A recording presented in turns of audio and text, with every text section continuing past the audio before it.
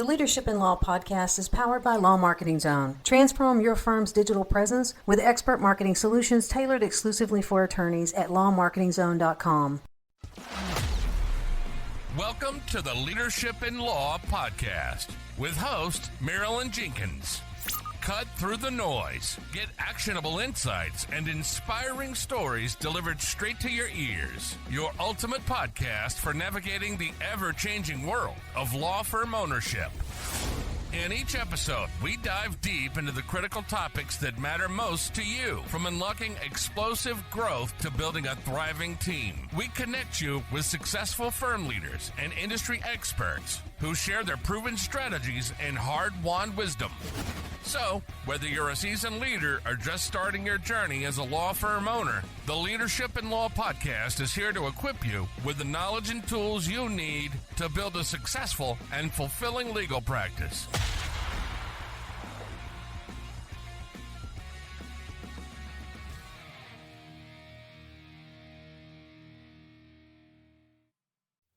Welcome to another episode of the Leadership in Law podcast. I'm your host, Marilyn Jenkins.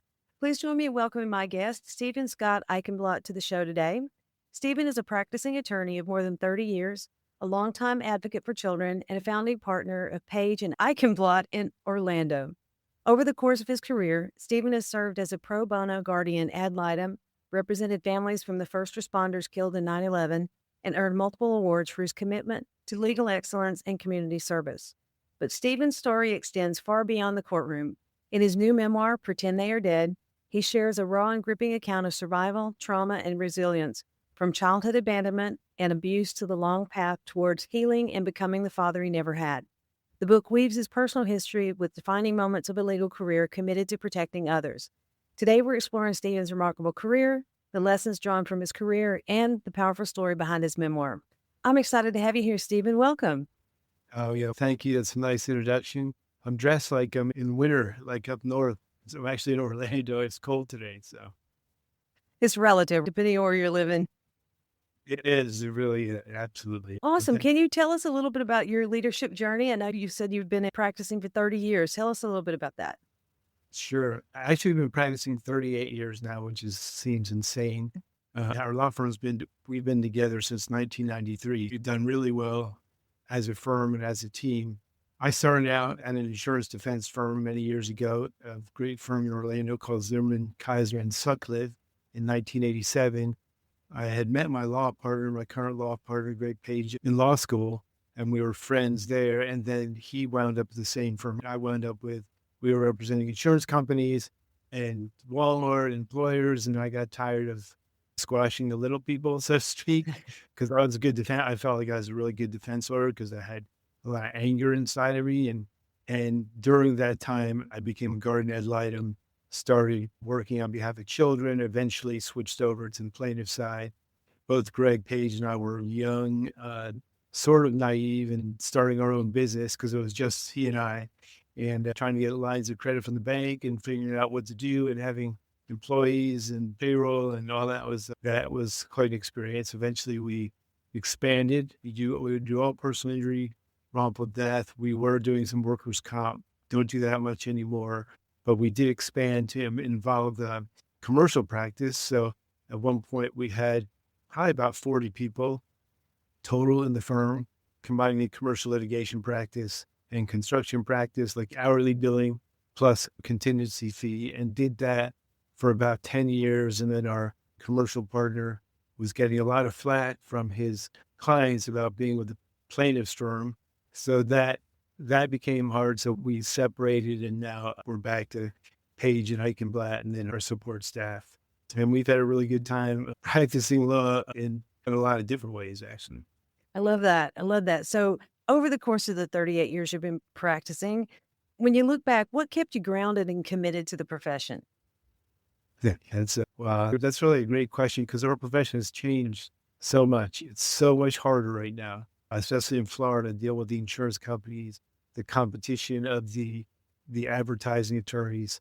But the thing I think that kept me grounded was the clients. Anytime I felt sorry for myself or got frustrated, I look at some of the clients who's maybe they had lost a child, maybe they were paralyzed, maybe they were brain injured, or just struggling day to day. And I would dig in and realize, listen, I'm helping these people. I got to put any problems I have aside. And they kept it real for me. And during the Guardia Litem stuff, representing these children, and I encourage, especially young lawyers out there, you get a lot of satisfaction of going to the courtroom, maybe to the house, interacting with the kids, like you're really helping them, and they're looking up to you because they've never met a lawyer before. You're like a foreign entity to them, and I've gotten to spend a lot of time with kids that I was in GAL from, like when they were 6 years old, and now they're 30. And so we're still connected. So that's kept me grounded for sure. And that's got to be rewarding. It definitely, it really is. It's hard though, because they can be a mess. Those family cases, and you're the GAL, they can get ugly. Wow. Interesting. And so you actually describe yourself jokingly as almost extinct after such a long run in the law. What do you mean by that? And how has the profession changed you? Sure. Yeah, what I mean is that in Florida, there are not that many small personal injury firms anymore. I think the advertisers at Morgan & Morgan, which is, they claim, and they probably are the largest personal injury firm in the universe. That's a diatribe on there. They started very aggressively advertising 20 years ago. And then some other firms have come along and heavy advertising in Central Florida. So that has certainly affected smaller firms where we're all word of mouth, former clients, people who know us in the community, some limited online things, but the model has changed. Also with the online marketing, which is, it's a totally different kind of marketing. For me, listen, I got money for law school by selling copiers 30 years ago or 40 years ago. And I didn't know anything about copiers, but I really did know how to sell. And I learned I was good at knocking on people's doors, talking to them, just getting to know who they were. And then when we started law practice, before online marketing and all of that, it was the same thing, traditional, go meet the people out in the community, meet other lawyers, shake their hands, meet doctors, remind people who we are and what we do. And now at this point in time, that's probably not the most cost-effective or time-efficient way to meet people because everything is virtual. And so it's really driven a lot of the smaller firms out. And some of these bigger firms have also taken on the smaller firms. The small firms have gotten, that's their model, has gotten swallowed up. They were absorbed. Yeah. So acquisitions. Exactly. Right.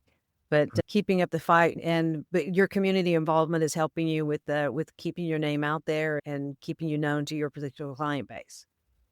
One of the things I used to do, not as much now, but that really worked great. I was really compulsive about making sure everybody who called our firm got some kind of correspondence from us, some kind of handwritten note, even if we didn't take the case, just so that in the future, I call them the clients of the future, they would at least maybe call us or think about us, that whole type of mind of awareness thing. And this is a great story. When I was a young lawyer, I had lots of hair, and my partner, who has hair, but his hair was black, we were like in our 20s and we started the firm. And every once in a while, you get the clients who are like, you're too young, we want somebody more experienced. You get that. And now it's the other way. I'm now old and I'm not. But I remember that we would send people thank you cards just for stopping in and put them on we had our own little newsletter mail out that we did. And this woman came in, she had a really nice case. And I thought she liked me. We connected. I wrote her a nice note. And then I never heard from her again until about 5 years later. She walked in her office without an appointment, and she had my handwritten note. Wow. And she had my handwritten note. And she said, I really liked you guys, but you were a little young. My daughter got in a catastrophic accident, and I really appreciated how you followed up. And I'd like you to come with me and meet with her at the hospital and so forth. And I feel that was the kind of thing that we would do that led to us representing generations of families, people that I'm now representing grandkids of grandfathers who I represented years ago. Wow. But I feel like that's gotten lost in all this big advertising, that personal, the human touch. And we still do it. It still works for a small firm. Mm-hmm. There's a lot of different factors that play into that. Doing something different instead of everything so loud and in your face and And I recently interviewed someone who was talking about customer-focused messaging. Instead of being the same, no fee, no win, no fee, the same words, look at what your customers are looking for. And it sounds like with your personal touch, your community involvement, people know the type of people you are, and people do business who do good business. They just know and trust you.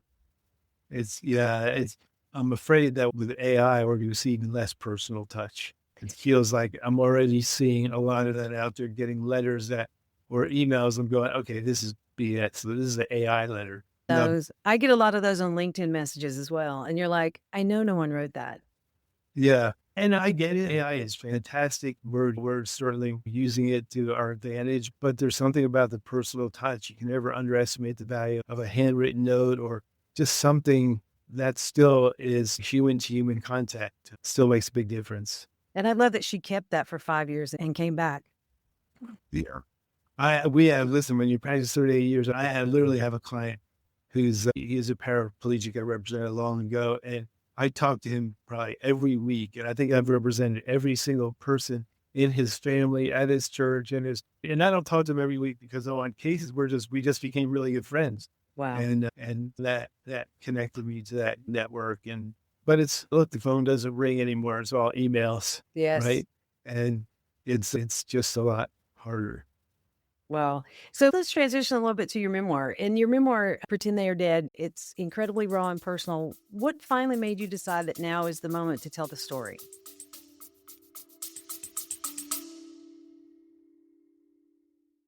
Hey, lawyers, are you losing cases to firms online that aren't even better attorneys than you? They're just better at marketing. Most law firms are nearly invisible online. If you're not showing up in the Google Map pack, if your ads aren't converting, or if you're constantly waiting on referrals, you're leaving money on the table. At Law Marketing Zone, we've helped clients go from 0 to over 20 cases a month. And we put our top strategies into a quick, free checklist, the Law Firm Marketing Fix. 10 ways to stop losing clients online. Download it right now for free. You'll discover the biggest mistakes most firms are making and how to fix them fast. Then, if you're ready, book a free strategy call and we'll walk through the gaps in your current marketing. Don't wait for referrals. Start attracting your ideal clients today. Click to get the checklist now.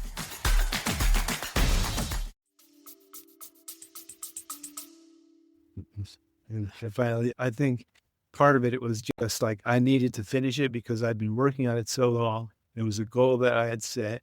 And at one point I'd had an agent and she retired during COVID. And so I hadn't quite finished it. And then I realized that I was like, I gotta get this done. I started it at a time when I had gone through a divorce. I was in a lull period, and I just felt like I really wanted to write, journal, do all those things. And I started writing stuff on paper because I had been through a lot of trauma that I never talked about. And I knew I was carrying it inside me, and I knew I had to unleash it. And as I started writing, it turned out I was a pretty good writer according to this writing workshop. And I really was able to connect my brain to the paper and get it going. And I'm really happy with how it turned out. And it's been really cool. Oh, backwards. And there you are. Anyway, what's really cool is I've been contacted by so many people like that, not just like reviews, because I've got almost 200 reviews now, but just people in the community that knew me but had no idea what my story was, and some professionals in the community, some judges a few judges who knew me but didn't know me, and just wanted to take me to lunch and sit and hear about the process. And what I've learned is a lot of plaintiffs lawyers, especially, I've had similar situations. There's a lot of lawyers who have chips on their shoulders, comes from trauma when they were growing up or whatever it was, because I've been hearing that story from a lot of people who never shared before, but by me sharing my story, I think it's helped people share theirs. Yeah, I think it makes it okay when someone sees someone else being vulnerable and telling the story. I agree. Yeah, it does make it okay, but it was hard to do and hard to put yourself out there. But like therapy, it was probably helpful to work through it. Absolutely. Yeah, that definitely was. And I've got plenty of material for another book. So looking for that too. The title itself is like stops you in your tracks. What does that mean in the context of your life, and why that title? The title comes from a magazine article. To give you the quick summary is that my biological father left me when I was a young child, was adopted by a pretty violent, nasty man, wound up getting adopted by him. And years later, and there's a lot of events that happened that I described in my book, including a car accident, a very significant car accident that was catastrophic that I witnessed when I was 16.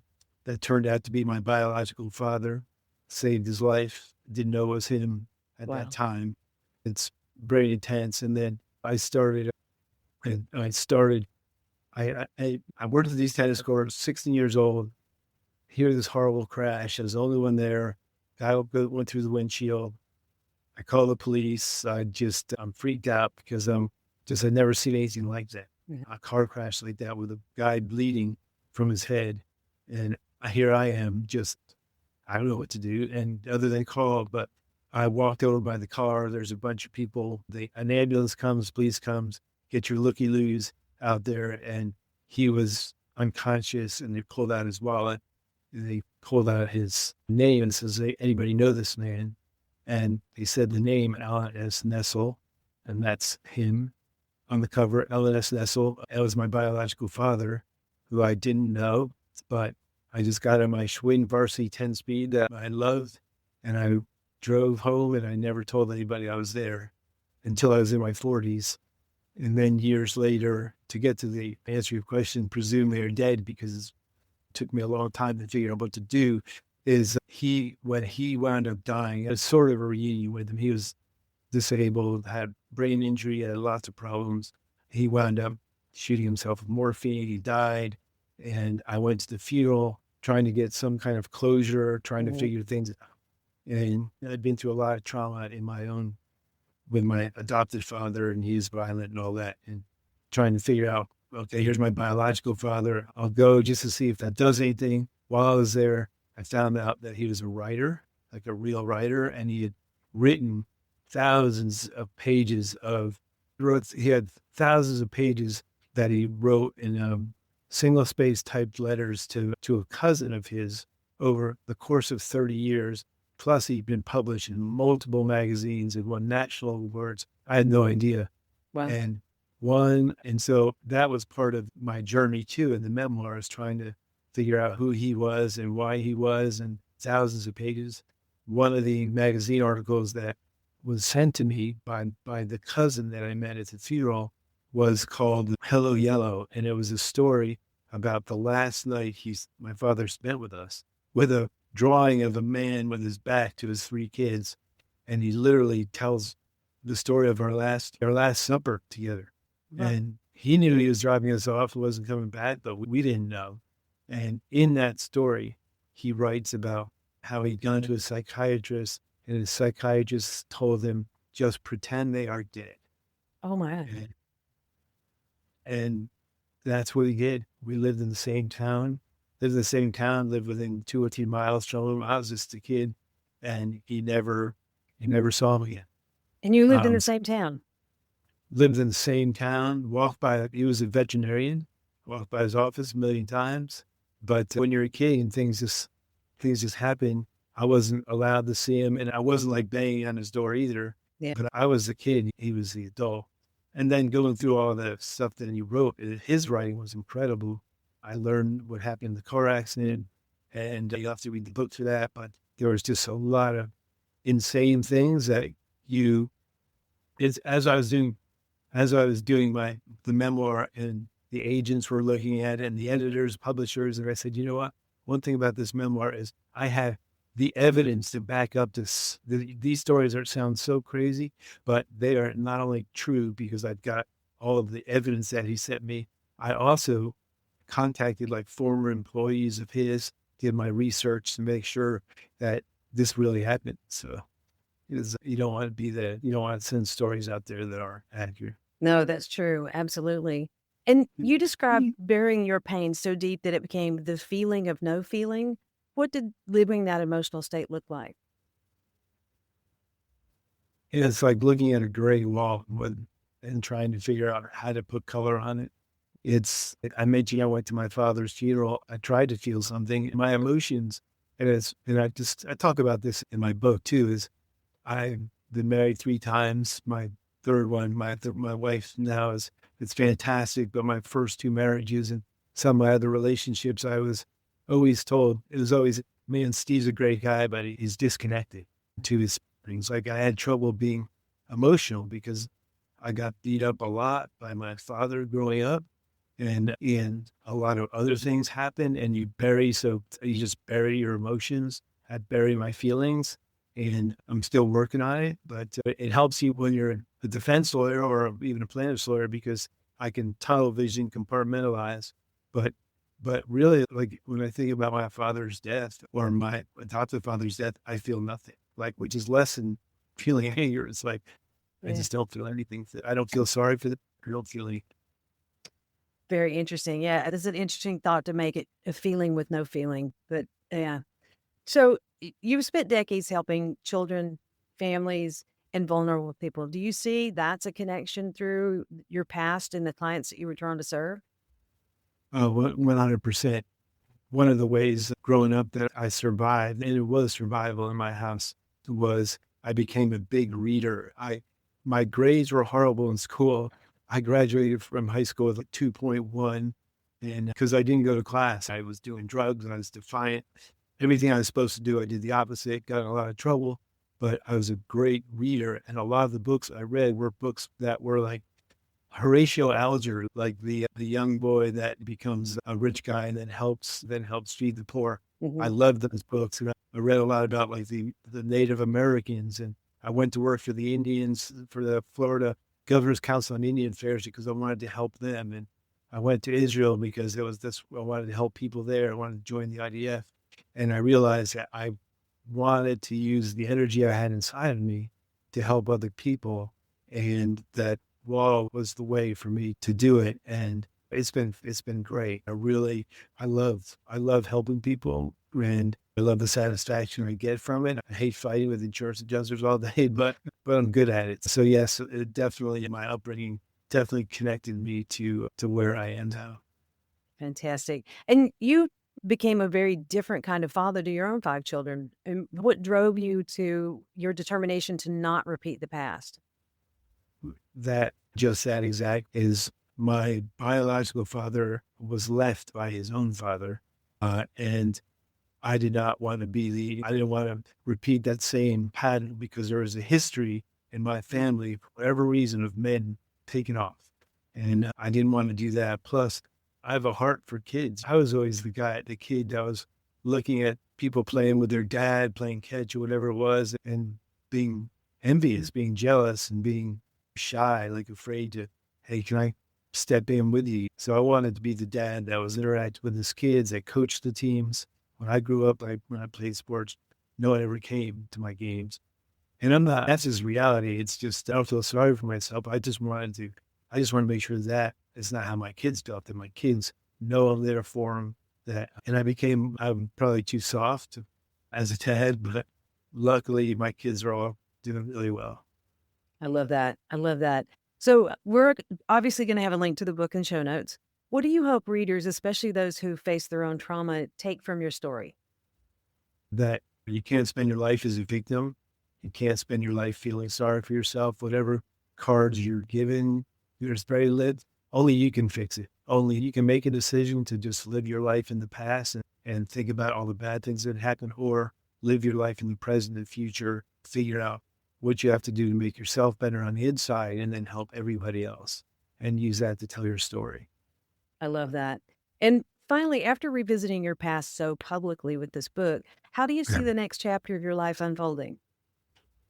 Wow, that's a great question. I'm certainly going to continue practicing law because I do enjoy it. I got a great partner, so we'll keep doing that as long as we can. And then I've been invited to speak at a number of different places about my book, even up at some colleges and some book conferences. And I think that I will probably write another book because people are responding and it seems to be helping people. And I'd like to write something about being a lawyer and practicing and some of that as well. I don't mind saying that, my comfort zone. I don't know what direction I'm going to wind up going in, but I'm up for anything. Well, if you write that next book, you got to give me a call. come back and we'll talk about that. But that's Okay. exciting as far as the speaking engagements and stuff.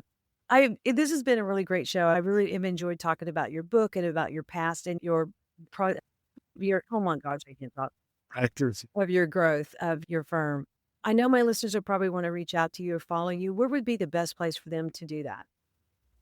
My law firm, the law firm is called Page and Eichenblatt. Eichenblatt sort of spelled Eichemblatt, but I have a website for my book, which is www.stevenscotteichenblatt.com, and Pretend They Are Dead is, that you should be able to get to it on Amazon pretty quickly. But if anybody has any questions and if listeners about building a law practice, some of the huge mistakes we made, some of the things that were great, or just needs to be encouraged to hang in there, just give me a call.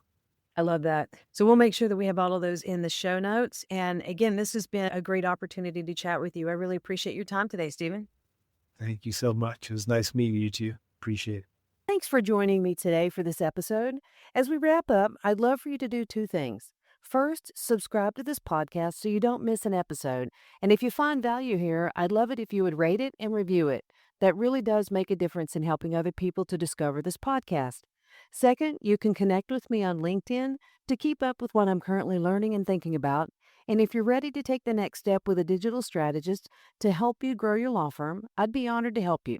Just go to lawmarketingzone.com to book a call with me. Stay tuned for our next episode next week. Until then, as always, thanks for listening to Leadership in Law Podcast, and be sure to subscribe wherever you listen to podcasts so you don't miss the next episode.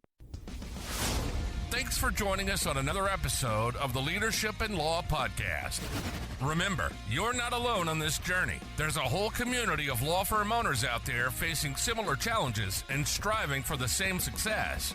Head over to our website at lawmarketingzone.com. From there, connect with other listeners, access valuable resources, and stay up to date on the latest episodes. Don't forget to subscribe and leave us a review on your favorite podcast platform. Until next time, keep leading with vision and keep growing your firm.